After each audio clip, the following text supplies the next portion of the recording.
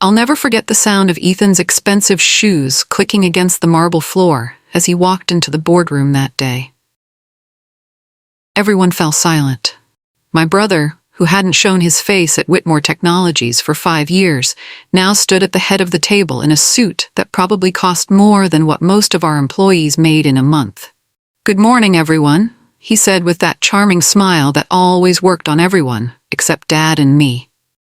As the new CEO of Whitmore Technologies, I'd like to start by thanking Marie for keeping my seat warm. My coffee mug froze halfway to my lips. What was he talking about? I'd spent 10 years helping Dad build this company from a small startup to a tech giant worth billions. "There must be some mistake," I said, looking at Vivian, our family lawyer.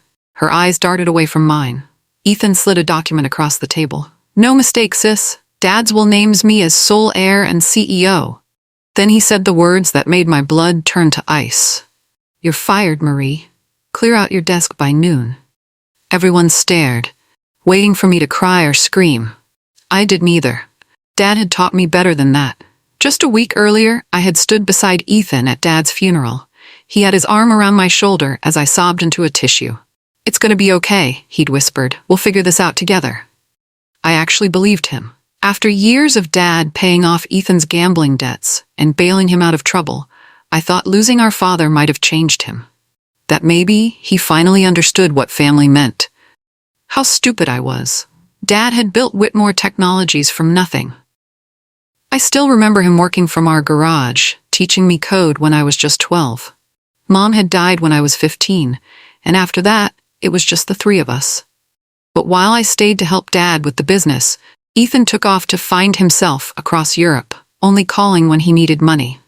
Now here he was, crying crocodile tears, accepting condolences from people who had no idea who he really was. I saw him slip his number to one of the board members, leaning in to whisper something. "Changes are coming," I overheard. The old man was stuck in the past. A chill ran down my spine. Maybe I should have known then what he was planning. Security escorted me out that afternoon. My access card stopped working before I even reached the elevator. 10 years of my life, erased with a single swipe. When I got home to my apartment, I sat in the dark for hours. The phone kept ringing, colleagues, friends, reporters asking for comments, but I couldn't bring myself to answer. How do you explain that your own brother just stabbed you in the back? My laptop pinged with an email. Beth from IT. She'd worked with me since the beginning. The message simply said, "This isn't right.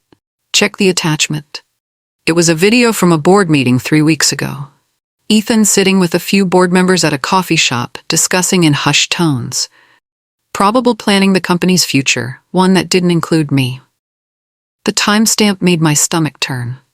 Dad was in the hospital that day, fighting for his life after his heart attack, and Ethan was already planning his takeover. I picked up the framed photo of Dad and me at the company's 10-year anniversary party. "What happened?" I whispered to a smiling face. "Why would you do this to me?" Something wasn't adding up. Dad was many things, but never unfair and never a fool. That night, I dreamed of the last conversation I'd had with Dad. We were in his office late, reviewing the quarterly reports. His phone buzzed. Ethan calling from some yacht in Monaco. "Dad, I'm in a bit of a situation." Ethan's voice echoed through the speakerphone. "I need about 50,000. Just to get me through." Dad sighed, rubbing his temples. "Again, Ethan? That's the 3rd time this year. I promise I'll pay you back this time." After the call, Dad looked at me with tired eyes. "Your brother will always choose the easy path, Marie. But you build things. That's why this company will be yours someday." I woke up with tears on my pillow. If Dad had really wanted Ethan to take over, why tell me that? Later that morning, I saw the news. Ethan was gutting the R&D department, my department. Projects I'd spent years developing were being sold off to competitors. Dad's legacy was being dismantled for quick cash. Then my phone buzzed with a text from a number I didn't recognize. "Meet me at the old Parkside building, 8 p.m. Come alone." The abandoned Parkside building used to be Whitmore's first real office before we moved to the downtown tower. It was dark and dusty now, with sheets covering old furniture. I heard footsteps and turned to see Vivian emerging from the shadows, looking nothing like the confident lawyer I knew. Her hands were shaking as she clutched her bag. I shouldn't be here, she said, glancing around nervously. He'll ruin me if he finds out. Why did you ask me to come? She took a deep breath. There's another will, Marie, a real one. Your father changed it 2 months before he died. My heart started pounding. What do you mean, real one? The will Ethan presented was a very old draft, a mistake even. Your father replaced it after Ethan's last incident. The real will leaves you as majority shareholder and CEO. Her voice cracked. I should have said something, but Ethan threatened me. Threatened you with what? Vivian's face crumpled. He has proof that I helped your father cover up an illegal data acquisition years ago.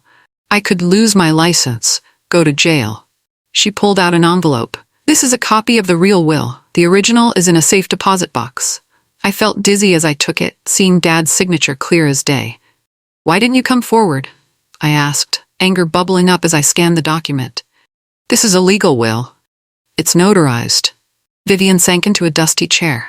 Your father and I did something, Marie. Back when the company was struggling, we obtained competitor data through questionable means. It saved the company, but if it came out now... And Ethan found out? She nodded. He's been planning this for months. The night before your father's heart attack, they had a huge fight. Your father told him he was out of the will completely. I stared at her in shock. Are you saying Ethan might have... I don't know, she interrupted. But the timing is suspicious. Your father's last words to me were, if anything happens, Marie takes over. Promise me. She looked up with tearful eyes. I failed him. I failed you. I studied the will again. It was clear, 55% ownership to me, the rest divided among trusted board members. Ethan wasn't mentioned at all. If we reveal this now, the stock will crash, I said slowly. The company could collapse. So what do we do? I felt a cold determination settle over me. We play the long game, and we make Ethan regret ever crossing me. I didn't go public with the will right away. That would have been too obvious, too quick. Ethan would have fought it, dragged the company through a legal battle that would destroy everything Dad built. Instead, I started planning the most calculated takedown in corporate history. If we expose him now, the stock tanks and everyone loses, I explained to Vivian the next day at a quiet coffee shop far from Whitmore Tower. So you're just going to let him get away with it? She asked. No, I said, stirring my coffee. I'm going to beat him at his own game. I need information. Everything he's doing, every deal he makes, every mistake. Vivian nodded slowly. I still have access to all the legal documents. I can help. Good.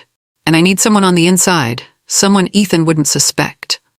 I thought of Grace, a brilliant engineer who'd started as my intern. Ethan would underestimate her because of her age and quiet demeanor. That would be his first mistake. He thinks he's won, I said, looking out at the Whitmore Tower gleaming in the distance. But Dad always said the best move in chess is the one your opponent never sees coming.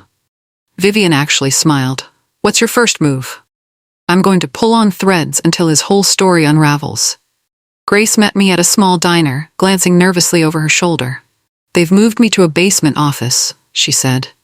Ethan's bringing in his own engineers. He says our work is outdated. Can you access the company servers? I asked. She nodded. For now, but they're changing security protocols next week. Then we have to work fast. I need anything you can find about Ethan's plans, especially foreign deals. Grace's eyes widened. He's been having closed meetings with some Chinese investors. I thought it was just another partnership. Or he's selling our tech to the highest bidder, I said grimly. Dad would never allow that.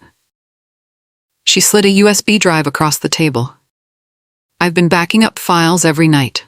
Project details, emails, calendar invites. I felt a surge of hope for the first time since being kicked out. Grace, this is perfect.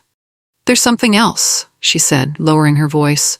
The board's getting nervous. Ethan's spending company money like crazy. New office, private jet, parties for potential clients. People are talking. I smiled. Let's give them more to talk about. That night I started digging through years of financial records. Something had always felt off about Ethan's European adventures. Now, I knew why. They were funded by shell companies tied to Whitmore Tech. 3 weeks after my firing, I traced the money trail. Ethan had been siphoning company funds through fake consulting firms for years.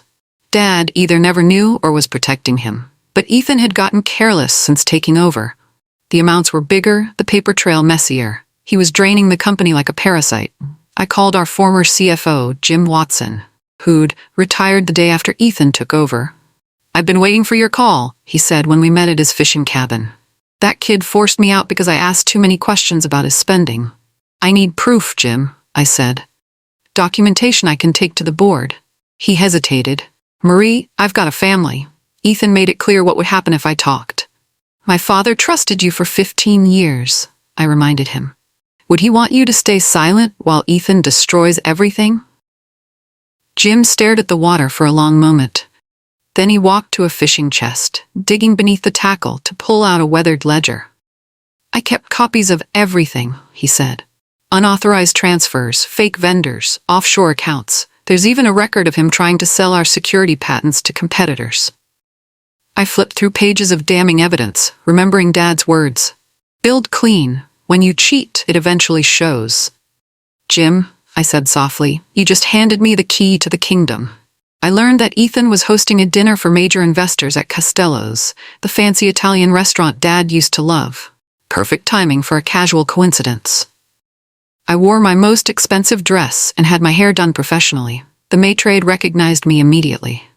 "Miss Whitmore, what a pleasant surprise." Heads turned as I strolled through the restaurant. I spotted Ethan at the center table, mid-laugh, champagne in hand. His smile froze when he saw me. "Marie," he recovered quickly. "What a surprise. Just having dinner with some friends." I smiled at the investors. "How lovely to see you all. I hope my brother is taking good care of the company my father and I built." One investor shifted uncomfortably. "Actually, we were just discussing the new direction." "Oh yes," I interrupted. "I heard about the deal with Zhenfu Tech. Bold move, selling our proprietary security algorithms to a foreign company." The table went silent. Ethan's face drained of color. "That's not public information," he stammered. "Isn't it? My mistake." I turned to leave, then paused. "Oh, and Ethan? The SEC might have questions about those offshore accounts, just a friendly heads up." I walked out feeling their stares burn into my back. That night, Ethan sent someone to follow me home. He was getting nervous. Good. The next morning, I met with an old friend from business school who now worked for the Wall Street Journal. I didn't give her the whole story, just enough crumbs about anonymous sources concerned about Whitmore's new leadership. The stock dropped 5% by lunchtime. Meanwhile, I'd been searching through Dad's home office, looking for anything that might explain his sudden change of heart about the will. In his desk drawer, I found a worn leather journal. The entries from his last months were revealing. Dad had been investigating Ethan's finances after discovering large withdrawals from the company. The final entry, dated just days before his heart attack, read, "Confronted E today. Worse than I thought. He's been working with competitors. Changing the will tomorrow. Marie is the only one I can trust with the company." I sank into Dad's chair, overwhelmed. He had known. He'd planned to cut Ethan out completely. And then, conveniently, he had a fatal heart attack. A text from Grace interrupted my thoughts. "Ethan's freaking out. Board called emergency meeting about stock price. He's blaming the PR team." I smiled grimly. The first cracks were showing in Ethan's facade, and I was just getting started. "Did my father have any enemies?" I asked Dr. Henderson, Dad's cardiologist, during a chance meeting at the hospital cafeteria. He looked surprised. "Besides the usual business rivals? Not that I know of. Why?" "His heart attack. Was there anything unusual about it?" Dr. Henderson hesitated. "Patient confidentiality." "Please," I said. "I'm his daughter." He sighed. "There were some anomalies in his blood work, elevated levels of compounds that shouldn't have been there. I ordered more tests, but by then, he trailed off." "What kind of compounds?" "The kind found in certain medications. Your father wasn't on any prescriptions that would cause that reaction." My hands began to shake. "Are you saying he might have been poisoned?" "I'm saying his cardiac arrest had unusual features. I noted it in his file." He paused.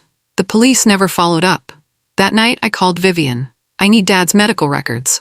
All of them." "Marie, what's going on?" "I think Ethan might have done more than steal the company." My voice cracked. "I think he might have killed Dad." The line went silent. Then Vivian whispered, "Oh my God. Get me those records." I said, "And Vivian?" Don't tell anyone what we suspect. I hung up and stared at Dad's journal. The pieces were falling into place. A chill ran through me as I realized how far Ethan might have gone for control. The story broke on a Tuesday. Troubled leadership at Whitmore Tech, insider reports of mismanagement and questionable deals. No names were mentioned, but the article detailed exactly how Ethan was gutting the back company's R&D and selling technology to foreign firms. The stock plummeted 17% in a single day. Grace texted me from inside Whitmore Tower. Total chaos. Ethan threw a chair through a glass wall. Board members are calling non-stop.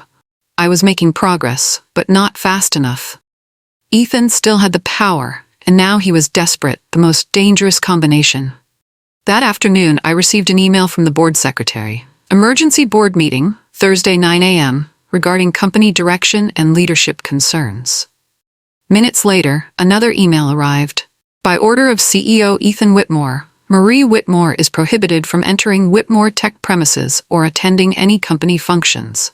He was trying to block me from the meeting, but he'd forgotten one crucial detail. The real will gave me majority ownership. I had every right to be there. I forwarded both emails to Vivian with a simple message. Time to play our trump card? Her response came quickly.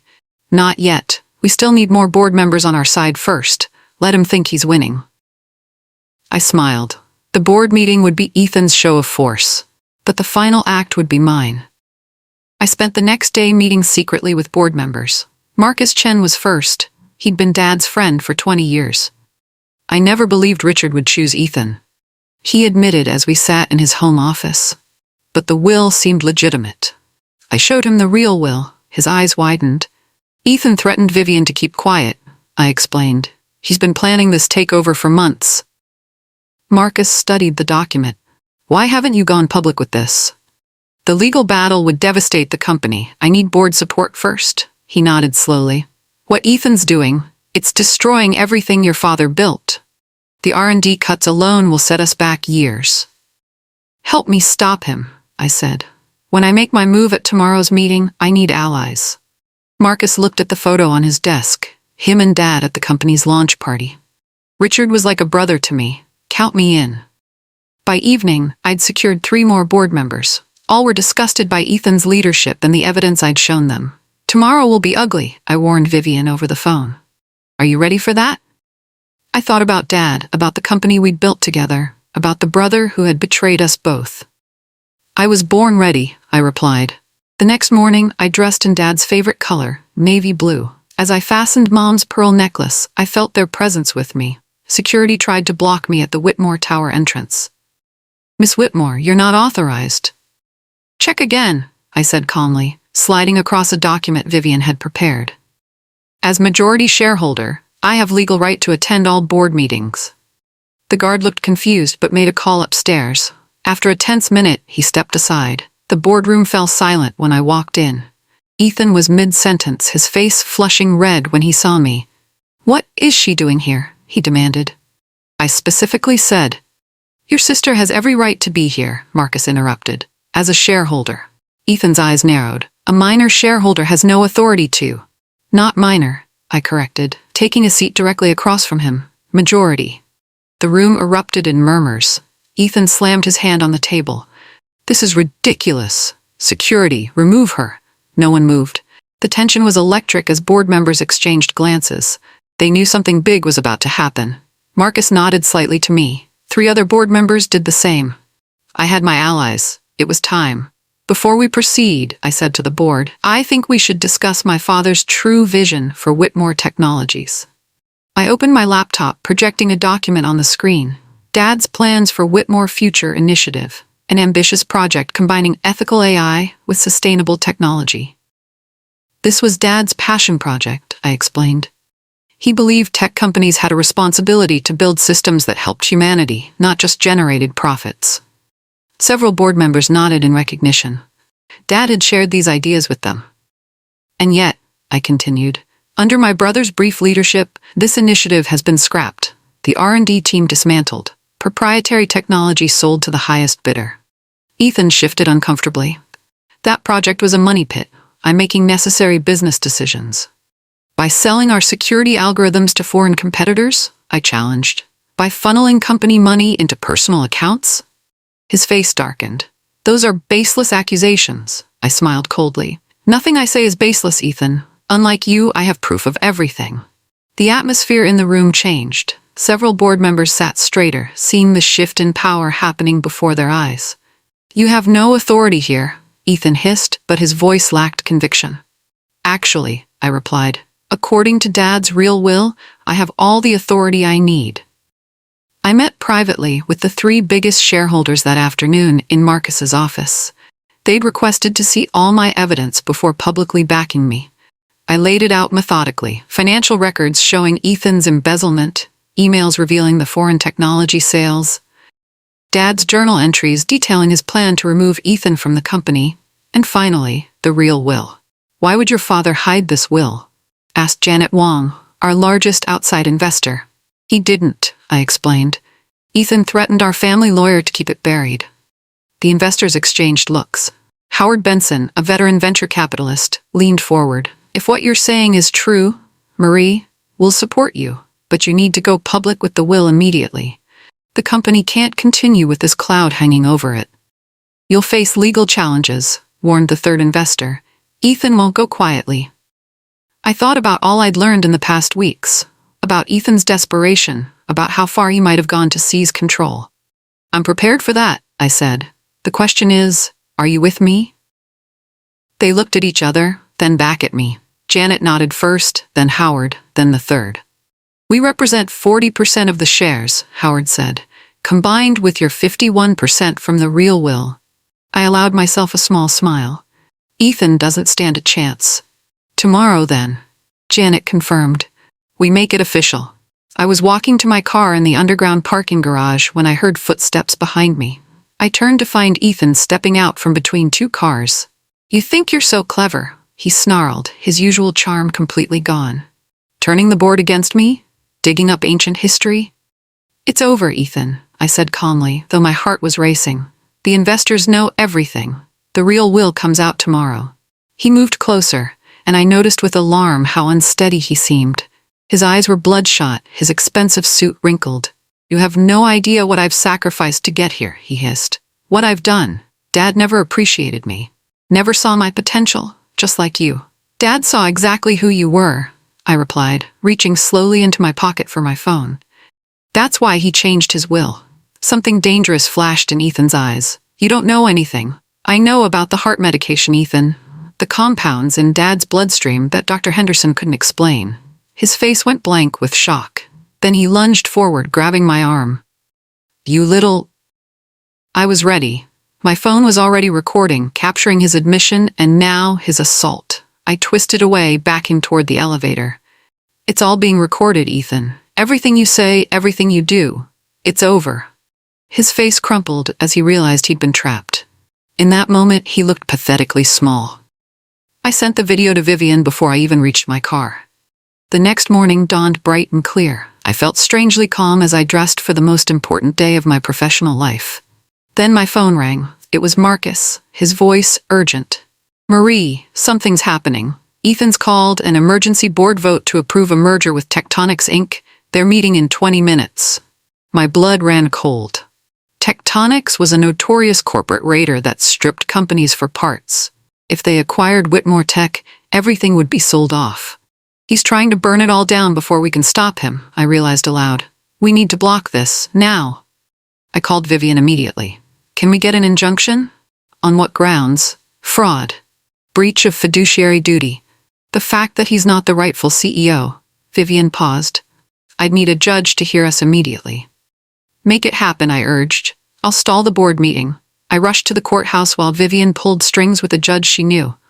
Meanwhile, I texted Grace, delay the meeting any way you can. Fire alarm, IT problems, anything. Grace came through brilliantly. As I later learned, she accidentally crashed the building's entire network, forcing a meeting postponement. By afternoon, we had our injunction. All company decisions were frozen pending an emergency leadership review. Ethan had played his final card and lost. The shareholders' meeting was set for Monday morning. The business world was buzzing with rumors about the conflict at Whitmore Technologies. I arrived early, heart pounding as I entered the grand conference room. Board members and major investors were already seated, an air of tense expectation filling the space. At precisely 9 a.m., Ethan strode in, flanked by 2 lawyers. His face was a mask of confidence, but I could see the strain around his eyes. "Thank you all for coming," he began smoothly. "I know there have been some concerning rumors lately. I want to assure everyone that Whitmore Technologies is stronger than ever under my leadership." Murmurs rippled through the room. Ethan continued his rehearsed speech about vision and necessary changes, while I waited patiently for my moment. When he finished, Marcus spoke up.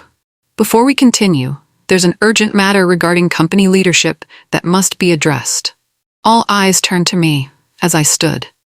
The click of my heels echoed in the sudden silence as I walked to the front of the room, folder in hand. "Ladies and gentlemen," I said, my voice steady despite the pounding in my chest, "what I'm about to share will change everything you think you know about Whitmore Technologies." I placed the folder on the table and looked directly at Ethan. "Let the record show that I, Marie Whitmore, am the rightful CEO of this company." The room exploded with voices as I revealed the true will, Dad's journal, and the financial evidence of Ethan's betrayal. I laid it out piece by piece, my voice growing stronger with each revelation. In the 2 months since taking control, Ethan Whitmore has embezzled over $12 million, sold proprietary technology to foreign competitors, and systematically dismantled the R&D department that was the heart of this company. Ethan's lawyers whispered urgently to him, but he sat frozen, his face pale. When I finished presenting the evidence, the room fell silent. Then Marcus stood up, followed by Janet and Howard. "I move to reinstate Marie Whitmore as CEO, effective immediately," Marcus announced. "Seconded," said Janet. "All in favor?" Howard asked. Hands rose around the table. 7, 8, 9, a clear majority. Only Ethan and his 2 closest allies kept their hands down. "Motion carried," Howard declared. Security appeared at the door. A board member I didn't know whispered something, and the guards moved toward Ethan. "This is ridiculous," Ethan sputtered. "You can't just—" "Mr. Whitmore," said the head of security, "I need to escort you from the building." As Ethan was led away, his access card was deactivated mid-swipe, just like mine had been, all those weeks ago. The circle was complete. My first week back as CEO was a whirlwind. I worked 18-hour days, meeting with department heads, reassuring nervous employees, and handling a flood of media inquiries. My first official acts were symbolic but important. I rehired every member of the R&D team Ethan had fired, moved back into Dad's old office, and launched an internal audit of everything that had happened under Ethan's brief reign.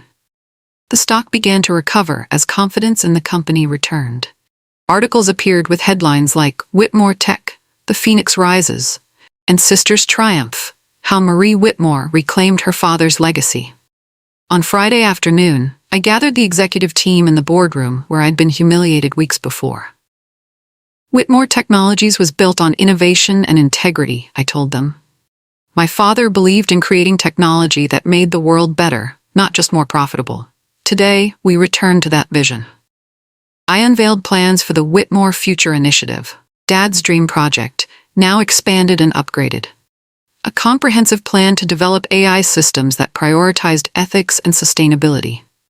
As the team applauded, I felt Dad's presence in the room, his hand on my shoulder. I'd not only reclaimed his company, I was carrying his vision forward. That night, I finally allowed myself to cry, not from sadness, but from relief and vindication. 3 months later, we launched our first major product under my leadership, an AI system called RW, named for Richard Whitmore. Unlike competitive systems focused solely on profit generation, RW was designed with ethical safeguards and environmental considerations at its core. It helped businesses reduce waste, optimize energy usage, and make decisions that balanced profit with social responsibility. The launch event was packed with tech journalists, industry leaders, and investors. I stood on stage in front of a massive screen displaying our new slogan, "Technology with Purpose." My father believed that the greatest innovations come from asking not just "Can we do this?" but "Should we do this?" I told the crowd. RW is built on that principle, that technological advancement and human values can and must coexist. The demonstration drew gasps and applause. Pre-orders flooded in before I even left the stage. The stock jumped 11% by closing bell. Grace, now heading our core development team, hugged me after the presentation. "Your dad would be so proud," she whispered. I looked around at the excited faces of our team, the company we'd saved together, and felt something my father often spoke about: the satisfaction of building something that matters. "This is just the beginning," I promised them. The trial was ugly. Ethan faced federal charges for fraud, embezzlement, and corporate espionage. The evidence was overwhelming. I testified on the second day, laying out the pattern of deception and manipulation. As I spoke, I looked directly at my brother, searching for any sign of the boy I'd grown up with, the one who'd shown me how to ride a bike and defended me from bullies in elementary school. All I saw was a stranger, hollow-eyed and bitter.